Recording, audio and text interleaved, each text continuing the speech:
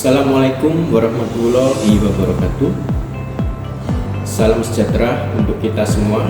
Perkenalkan, nama saya Bapak Wimar Anugrah Ramadan, Eskep Nurse MKep, dosen program studi pendidikan nurse di Stikes Patria Wisada Blitar. Pada kesempatan ini, saya akan menampilkan video pembelajaran sebagai bagian dari penilaian diri dosen PDD UKT-PT. Sebagai seorang dosen, saya berkomitmen tinggi untuk melakukan tridharma perguruan tinggi, yaitu pendidikan dan pengajaran, penelitian, serta pengabdian kepada masyarakat. Melalui ketiga dharma tersebut, saya senantiasa berupaya menyelenggarakan pembelajaran yang bermutu, mengembangkan penelitian yang bermanfaat bagi pengembangan ilmu keperawatan, serta melaksanakan pengabdian kepada masyarakat sebagai bentuk implementasi keilmuan dan menyelesaikan permasalahan yang terjadi di masyarakat atau di komunitas. Saya berharap video ini dapat memberikan gambaran mengenai proses pembelajaran yang aktif, inovatif, kreatif, dan berpusat kepada mahasiswa sebagai prinsip pembelajaran di perguruan tinggi. Salah satu mata kuliah yang saya ampu adalah mata kuliah perawatan agregat komunitas, bagian dari video pembelajaran kali ini, dengan kode mata kuliah KOM 303 dengan bobot SKS 3 SKS, 2 teori, 1 praktik.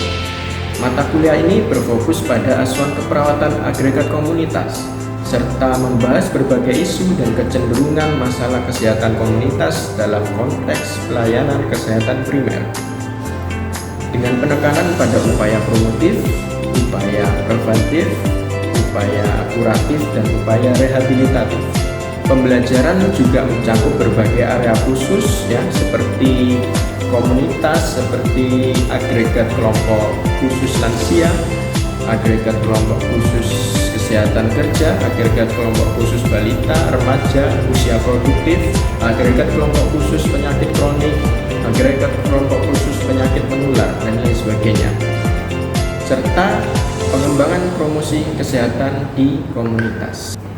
Adapun capaian pembelajaran mata kuliah ini adalah mendukung pencapaian lulusan yang memiliki kemampuan profesional dalam memberikan asuhan keperawatan pada berbagai kelompok masyarakat, terutama agregat komunitas, melakukan upaya pendekatan promotif, preventif, kuratif, dan rehabilitatif.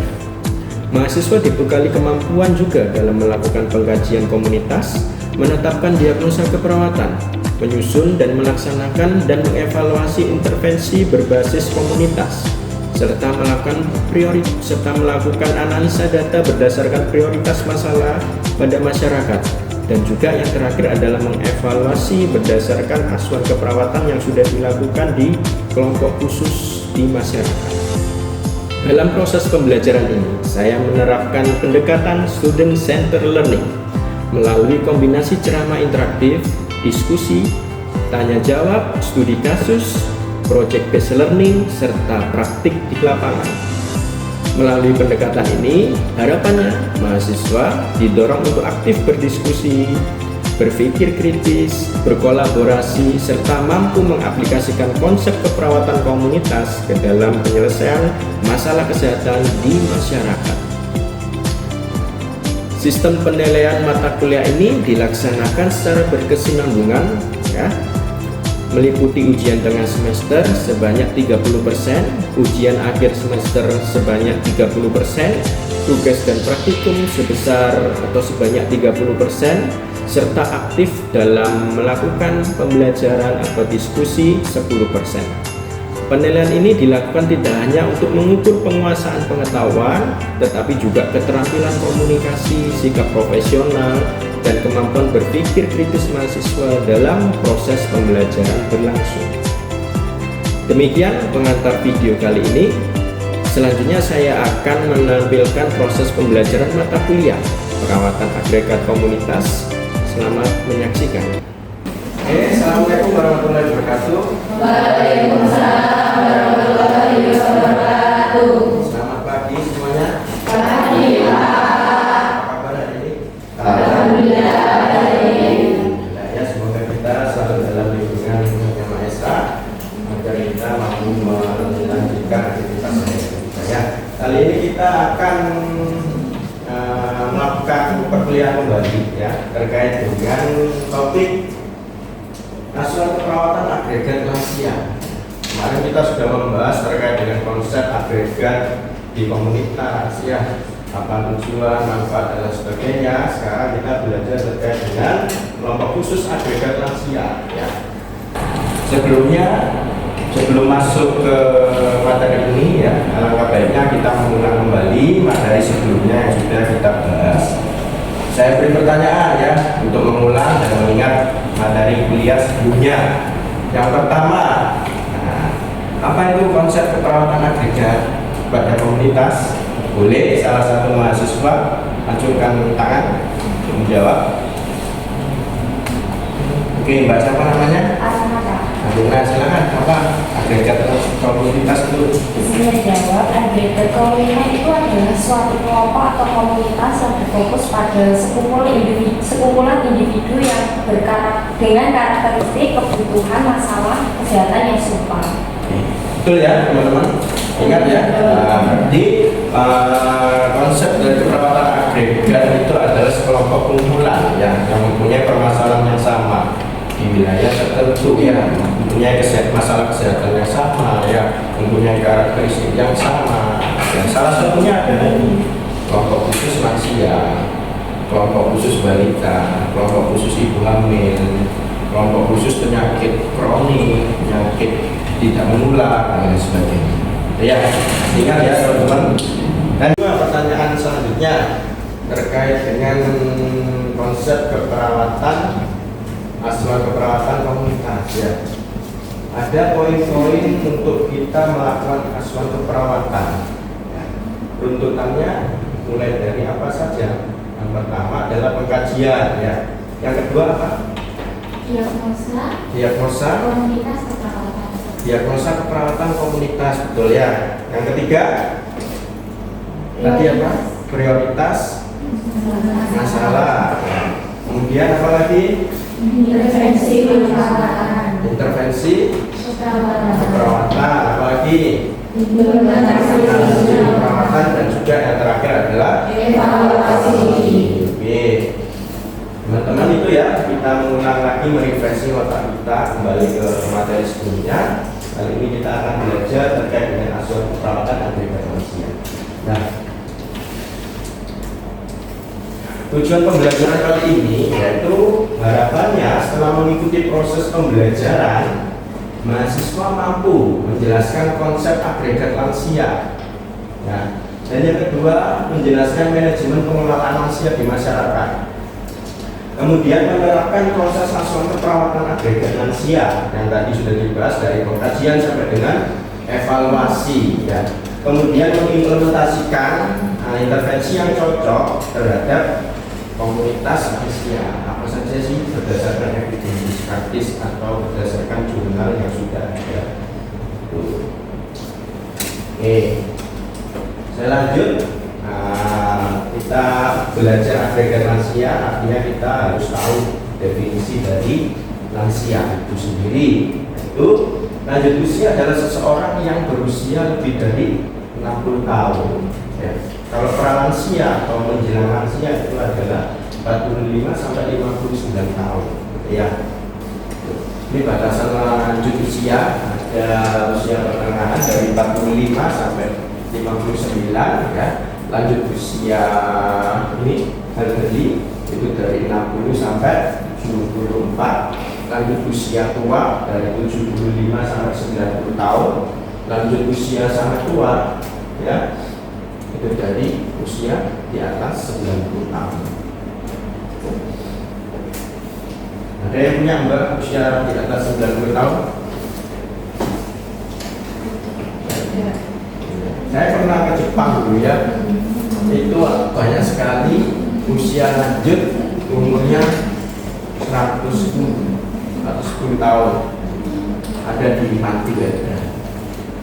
Bisa jalan ya, tapi pendek sekali terus mengalami penurunan organ. Karena memang lansia di sana memang benar diperhatikan. Oke, perubahan apa yang terjadi pada lansia? Nah ini ya, ada beberapa perubahan. Pertama adalah perubahan fisik, mengalami penurunan sel saraf, kemudian mengalami penurunan penglihatan, kardiovaskular dan lain sebagainya. Kemudian perubahan mental, yaitu mengalami perubahan fisik sehingga dia tidak percaya diri lagi dengan kondisinya, itu adalah perubahan mental. Kemudian lingkungan ya, berkurangnya penampilan dan lain sebagainya. Kemudian perubahan psikososial, mengalami loss finansial atau penurunan pendapatan. Kemudian loss status, mengalami perubahan status atau kehilangan status pekerjaan ya, statusnya sebagai suami, statusnya sebagai istri, sebagai ayah dan sebagainya, kehilangan teman dan teman atau hubungan antara ini keluarga ya, kehilangan pekerjaan, dan yang terakhir adalah sadar akan kematian ya. Tuh. Ini permasalahan kesehatan. Oh ya, beberapa lansia ya rata-rata menderita penyakit kronik. Contohnya adalah hipertensi, kanker, DM, dan obesitas. Tapi jangan obesitas ya. Yang paling banyak adalah hipertensi dan juga diabetes. Karena apa? Karena sudah mengalami penurunan organ di pankreasnya dan juga mengalami kekakuan pembuluh darah. Itu wajar di lansia.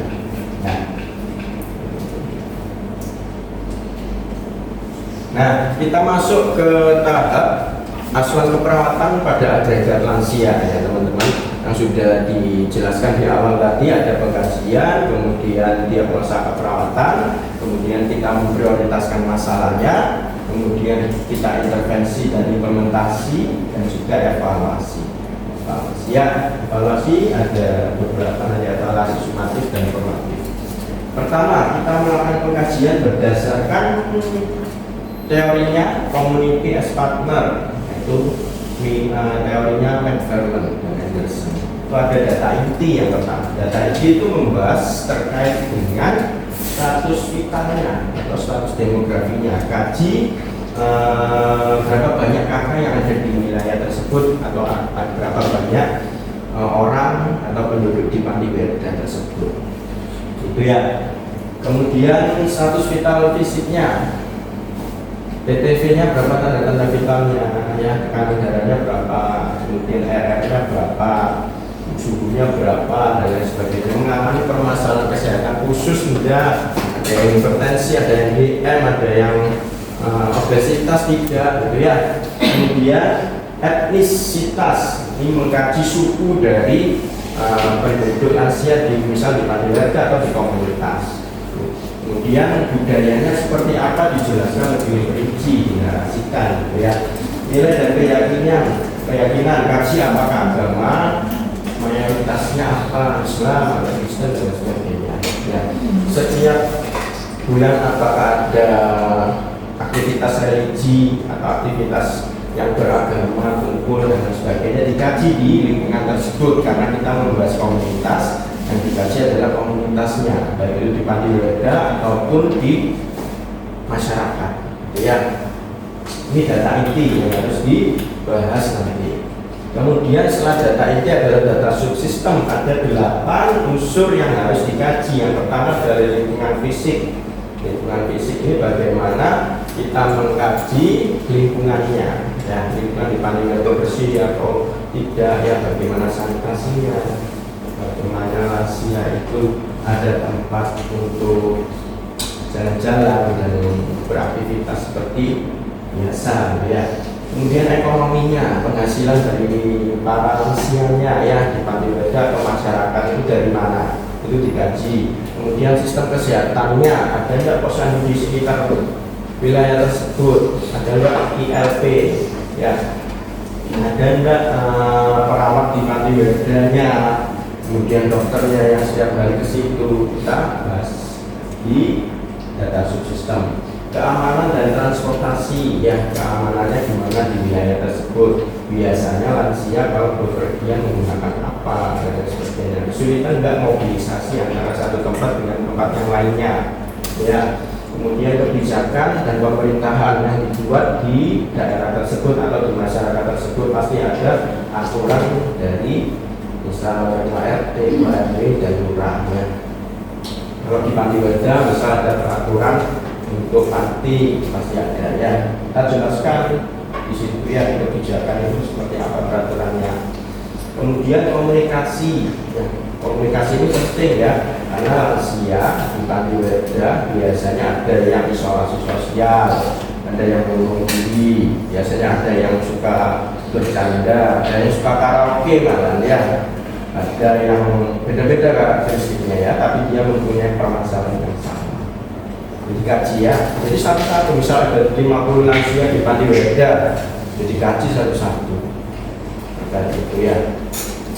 Baik, ini ya, komunikasi, pendidikan ya, pendidikan ini masuk ke dalam bagaimana pendidikan terakhirnya ya. Misalnya saya SMA atau apa namanya? Perguruan tinggi. Rekreasi di tempat itu ada enggak istilahnya tempat untuk rekreasi bersama-sama untuk lansia. Panti Werda biasanya ada, misal taman terapi. Kemarin saya membuat taman terapi ya bersama dosen yang lain untuk di Panti Werda PSBB ini Tulungagung kemarin ya, untuk aktivitas lansia supaya produktif.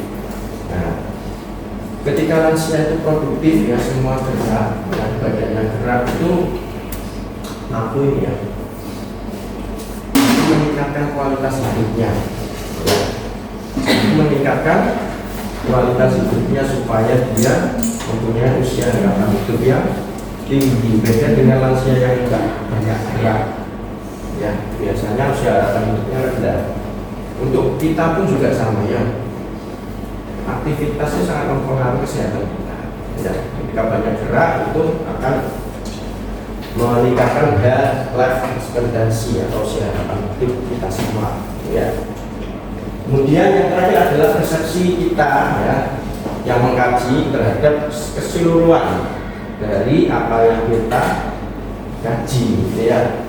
Persepsi dari masyarakat, keluarga mengenai permasalahan kesehatan, penyakit kronik. Ya. Persepsi kita terhadap masyarakat atau keluarga masyarakat yang mempunyai lansia. Kalau di Panti Werda, persepsi kita terhadap lingkungan Panti Werda, itu ya. Dari sini ada yang ditanyakan? Lanjut dulu ya. Setelah kita mengkaji berdasarkan teorinya Carlson dan Anderson ya, yaitu teori community as partner, kita menganalisa data ya. Analisa data itu ada data subjektif dan data objektif yang sudah kita bahas. Di sini adalah pengkajian yang tadi, ada permasalahan tidak di situ. Misal ada posyandu mengatakan 40% lansia menderita diabetes namun jarang berobat atau jarang ke puskesmas. Nah, ini adalah masalah ya. Kemudian data objektifnya sebanyak 40% lansia memiliki GDA di atas 140, berarti intinya kan gula darahnya tinggi gitu ya. Nah, ini masalah ya. Itu dia kekurangan hubungan sosial. Bisa jadi gitu ya. Kemudian masalah perawatan dalam manajemen kesehatan tidak efektif. Kita kaji secara keseluruhan ya, setelah mengkaji kita analisa datanya. Nah, muncullah diagnosa keperawatan ini ya. Diagnosa keperawatan itu ada problem, etiologi, dan tanda gejala. Diagnosa keperawatan adalah manajemen kesehatan tidak efektif berhubungan dengan kekurangan hubungan sosial, ditandai dengan kader posyandu mengatakan 40% lansia menderita bla bla bla. Tuh, kalau diagnosa keperawatan itu lengkap. Kalau masalah keperawatan hanya manajemen kesehatan tidak efektif. Tuh, ini beberapa diagnosa keperawatan ya, masalah keperawatan baik itu individu maupun komunitas di lansia. Kalau individu ya di lansianya aja itu biasanya ada resiko jatuh lansia itu, kemudian gangguan mobilitas fisik, nyeri kronis, nyeri yang sudah lama tidak kunjung sembuh lebih dari 6 bulan ya, lebih dari 6 bulan ya. Kemudian defisit pengetahuan itu diagnosa individu dan lain sebagainya. Kalau diagnosa komunitas itu ada manajemen kesehatan tidak efektif, biasanya para lansia ya keseluruhan itu enggan untuk berobat, enggan untuk melakukan kunjungan ke fasilitas kesehatan, itu manajemen kesehatan tidak efektif. Kemudian pemeliharaan kesehatan tidak efektif, biasanya ditanya lansia satu persatu apa itu hipertensi, yang nggak tahu, tapi dia mengalami penurunan pengetahuan. Dari itu biasanya diambil diagnosa pemeliharaan kesehatan tidak efektif. Perilaku cenderung beresiko, banyak lansia yang merokok tapi tidak kena hipertensi, banyak lansia yang minum alkohol tapi tidak kena DM, ya itu perilaku tapi cenderung beresiko ke arah yang buruk gitu ya, tapi belum sampai dia terkena penyakit. Kemudian defisit kesehatan komunitas. Defisit kesehatan komunitas ini paling buruk ini diagnosanya. Kenapa? Tidak ada pelayanan kesehatan di sana, tidak ada program khusus untuk lansia supaya dia meningkatkan kualitas hidupnya, tidak ada kegiatan-kegiatan yang menunjang para lansia itu untuk sehat. Nah, itu defisit kesehatan komunitas. Ya, diagnosa yang biasanya muncul di wilayah-wilayah tertentu, ya, yang terpencil. Kemudian setelah diagnosa kita prioritaskan masalah sesuai ini. Nah, menurut Damason dan Hansen 1992 ada 12 kriteria. Yang pertama adalah resiko terjadinya masalah. Kita secara subjektif menilai 1 sampai 5. Ya, kemudian resiko keparahan masalah sampai dengan kesesuaian dengan peran perawat. 1 sampai 5 kita prioritaskan. Mana diagnosa yang lebih kita prioritaskan, kita lakukan intervensinya. Ya, misal ada 3 diagnosa, kita prioritaskan masalahnya semua, mendapatkan hasil jumlah berapa. Total yang paling tinggi adalah yang diprioritaskan masalahnya karena bisa diatasi lebih awal. Ya, misal ada manajemen kesehatan tidak efektif sama apa tadi, pemeliharaan kesehatan tidak efektif misalnya, mana yang lebih diprioritaskan. Misal paling banyak skornya adalah manajemen, karena kita butuh lansia untuk kunjungan ke fasilitas kesehatan. Jadi yang paling diprioritaskan atau diintervensi lebih dalam lagi adalah manajemen kesehatan tidak efektif ya. Kenapa kok diprioritaskan dalam masalah komunitas? Kenapa? Karena beda ya diagnosa asuhan keperawatan individu dengan asuhan keperawatan komunitas, itu biasanya di prioritas masalah. Karena masalah-masalah di masyarakat itu lebih kompleks ya, tidak bisa langsung digarap semua, tidak ya, harus butuh waktu ya, mana yang diprioritaskan. Itu jelas ya? Jelas ya? Jelas. Oke, lanjut.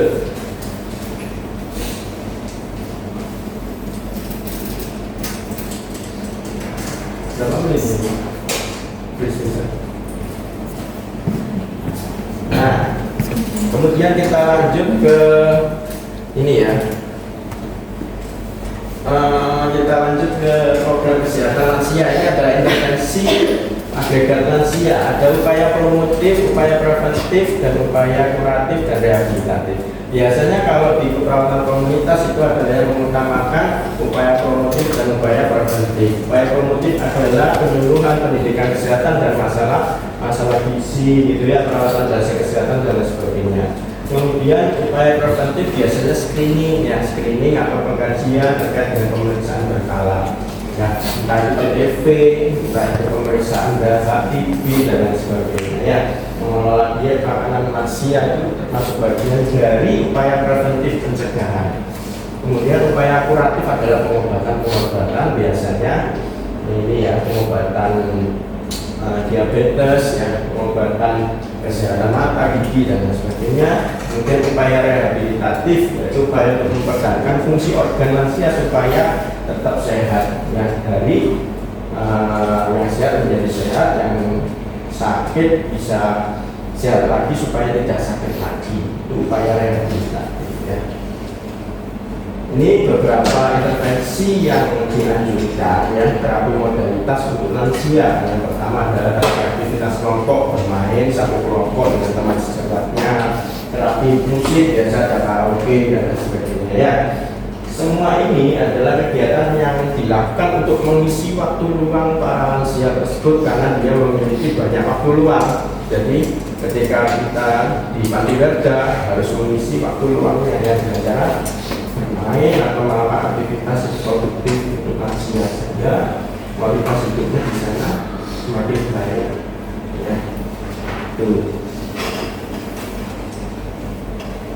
Manajemen pengelolaan ini ya, nah, ini sudah saya jelaskan tadi, promotif, preventif, kuratif, dan rehabilitatif ya. Intervensi yang pernah saya lakukan pada agregat lansia ya dalam mengatasi keluhan gatal pada kaki yaitu terapi ikan, Rufa dan breathing relaxation, yaitu lansia disuruh melingkar, kemudian di tengah-tengahnya ada terapi ikan, Rufa. Kemudian lansia itu saya arahkan untuk nafas dalam sambil pijat ini, pijat di terapi ikannya, dan hasilnya adalah mengalami penurunan keluhan gatal dan relaksasinya meningkat ya, pola tidurnya meningkat dan sebagainya, mengalami kenyamanan itu.